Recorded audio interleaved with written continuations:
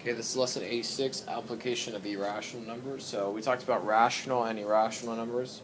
Rational numbers we talked about yesterday of how they can be written as a fraction, but we also talked about how we have strategies to make our problems easier.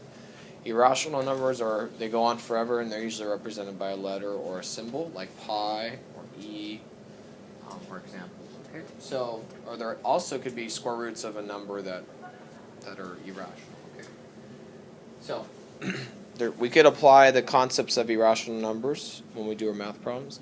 Here are the steps of what we're doing today. Identify the irrational number being used, then identify the operations, and then simplify. Okay, so I'll do a couple of problems, and then you'll watch right now, and then you'll copy them. Okay, so here we go. Number one. What is it's supposed to say? What is the perimeter of a square room whose area is 3? Okay, so when I think of a square.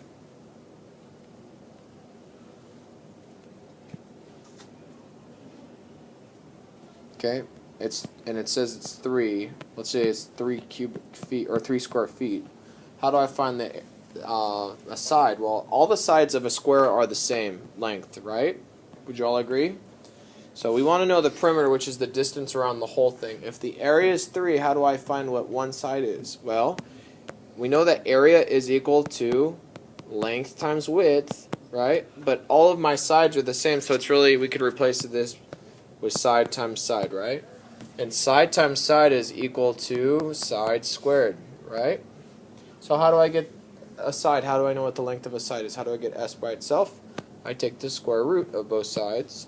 So the square root of the area is equal to a side, right?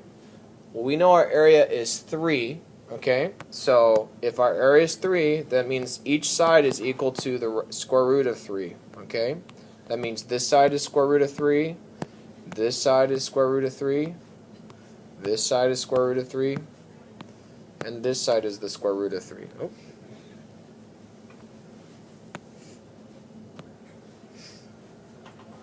Okay, so how do I find the perimeter? How do we find the perimeter of a square? What do we do? Add the sides up, right? So it's like square root of 3 plus square root of 3 plus square root of 3 plus the square root of 3. Okay, what is the square root of 3? Is it 2? Is it 4? Is it 1? Square root of 3? Isn't it going to be a decimal? Let's say we put in our calculator, it's going to be like 1 point something, right? Yeah? So, since it's an irrational number, all we got to do is keep the term the same. So, what's 1 square root of 3 plus another square root of 3 plus another square root of 3 plus another square root of 3? Well, there's how many square root of 3s up there? 4. So the answer is going to be 4 square root of 3. Okay, does that make sense? There are 4 irrational numbers together. Add 4 of them together, we get 4 rad 3. Does that make sense? Okay? So again, what did I do? This was a conceptual problem. You're going to have more of these in a few minutes here. But if we have a square whose area is 3, what is the perimeter? We have to figure out what's the square root of 3, which is rad 3. And if each side is the same, that means we add up the sides. And when we add up irrational numbers, you just add them together and put the actual symbol there. Okay? What about this one? What is the distance around a circle 3 times? Okay, let's say you had a circle this time.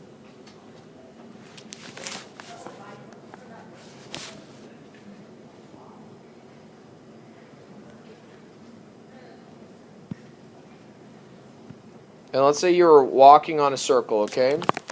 What is the distance around a circle called, by the way? The what? The what? Circumference, right? What is the formula for circumference?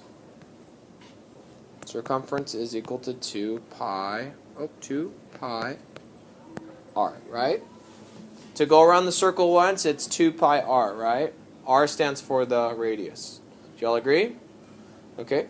So, but how many times am I going around the circle?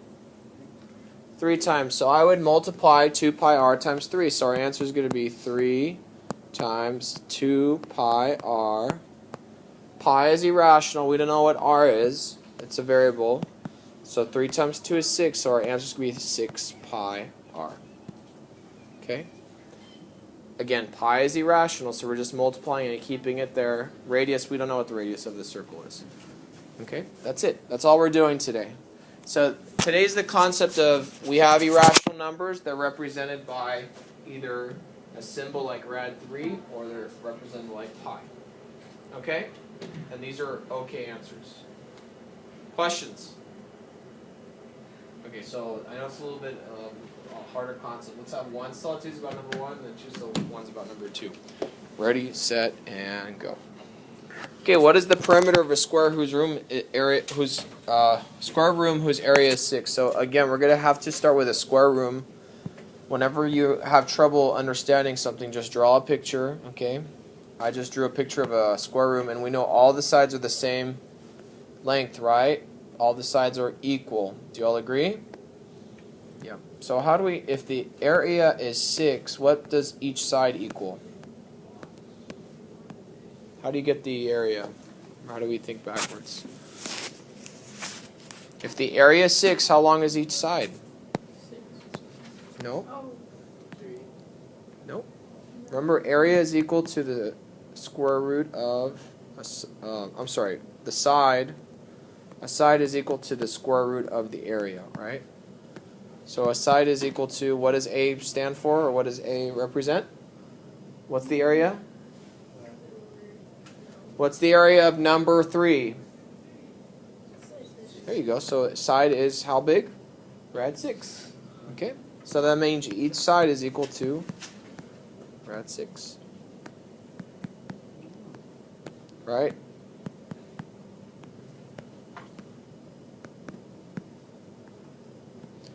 Okay. So what's the perimeter? How do we figure out the perimeter? Add them all up, right? It's rad 6 plus rad 6 plus rad 6 plus rad 6, right? How many rad 6s are there up here? 4. So what's my answer going to be? 4 rad 6. Does that make sense? It's like number 1, right? So let's do number 4 together now. What is the perimeter of a square room whose area is what? 18. Okay, so if I have a square and it's 18, how big is each side? Tell me.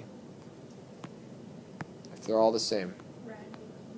Rad 18, good. But let's think about rad 18. Remember from before, how do we simplify rad 18? Can I simplify rad 18?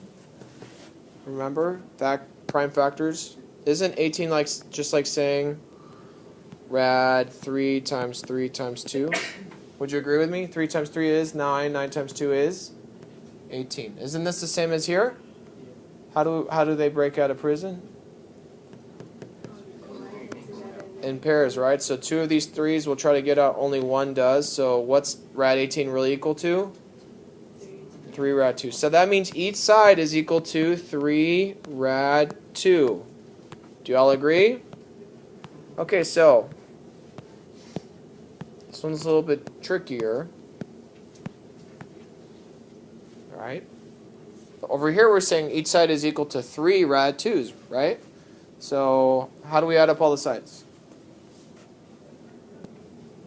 We write 3 rad 2 plus 3 rad 2 plus 3 rad 2 plus 3 rad 2. Ran out of space here.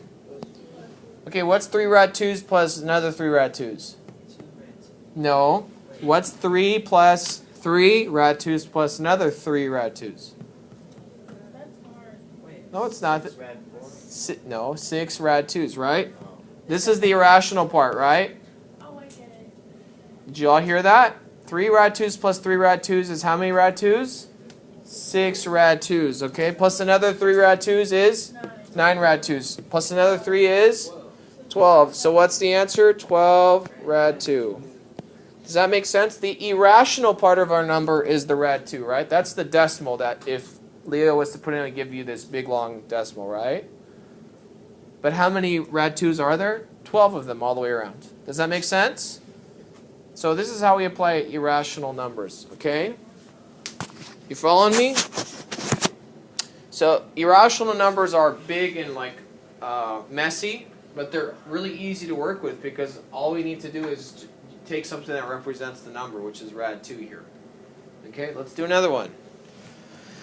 Number 5. How far would you walk if you walked around a circle 3 times whose radius is 4 feet? Okay, so this time we're going to have a circle, right? If I have a circle and the radius is how many feet? 4 feet. How far is it around if I walk around 3 times? Okay. What's the distance around a circle called? Circumference. Circumference is equal to what? What? 2 pi r. Do we know any of these pieces of information? Do we know what r is? Yeah, what's r equal to? 2 times pi times 4. That means 1 time around. What's 2 times 4? What's 2 times 4? 8. 8 pi. That means 1 time around is 8 pi, right? Or 8 times 3.14, but that long number. But we're not going to put that big long number because it's easier to just write pi. How many times are we going around this circle, though? 3 times, right? So it's like saying 1 time is 8 pi, but we're going to do it 3 times. 8 pi plus 8 pi plus 8 pi, which is equal to how many pi?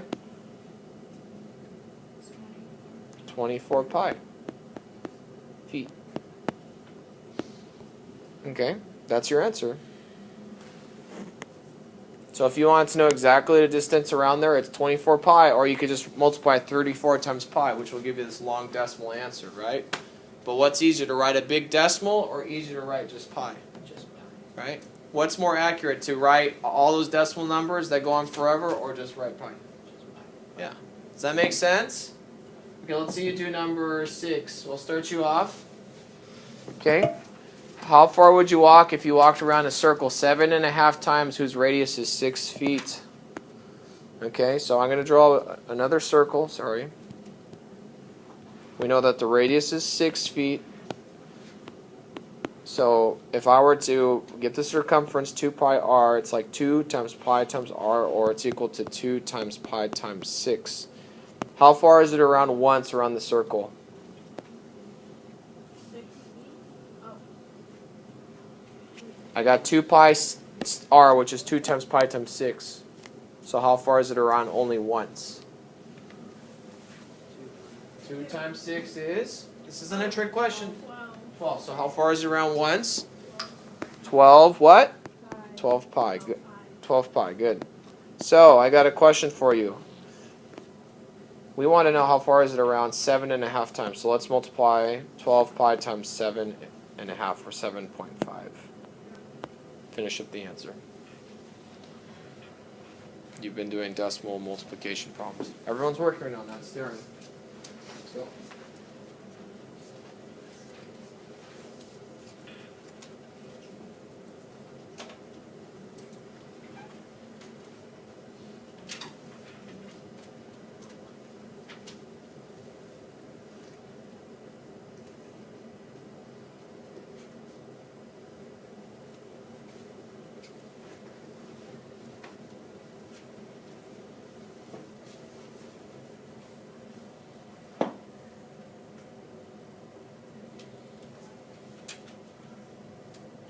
Okay, what's your answer going to be? What's 12 rational? So we're just going to write 90 pi. Okay, and if you want it to be specific, then you'd multiply 90 times pi. Okay, does that make sense? Okay, so today's goal was the concept of multiplying irrational numbers. Sometimes you have to just leave the symbol there and you just work around it. Okay, just like we've worked on all the other ones. Okay, and by the way, when you go to geometry, you need to think in these terms: 24 pi, 90 pi. Okay, you're going to do that. You just need to know this concept now. So they'll expand that idea later next year. All right, that concludes this lesson.